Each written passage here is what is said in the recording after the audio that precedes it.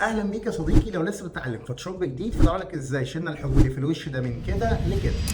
يا صديقي في 2 تول للمهمه دي، وابسط حاجه تقدر تشتغل بيها هي التول دي. مجرد ما تجيبها كده وتيجي على اي حاجه زي كده مضايقك في الصوره ودوست عليها كليك، هي بكل سهوله بتشيلها لك خالص، ما تعملش اي مجهود. تقعد انت بقى يا صديقي تشوف ايه الحتت اللي فيها مشاكل وبتبتدي تعلم عليها. بس التول دي بتيجي عند مناطق معينه كده ممكن تدخل لي شادوهات في بعض، وهنا ساعتها هيبان زي مثلا ما هي عملت هنا كده فبوظت لي الدنيا. طيب ايه التول التانيه وهي بروفيشنال اكتر؟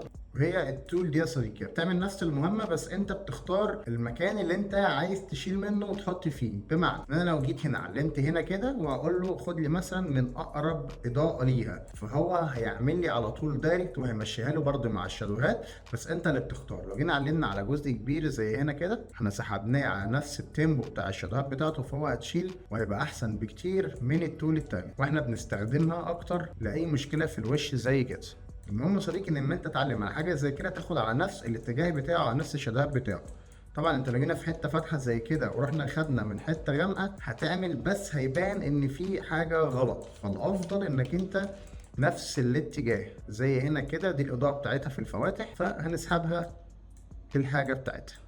ولو استفدت يا صديقي اعمل فولو واللايك بتاعك الجميل، واستنى مني بكره اعلمك تول جديده. سلام.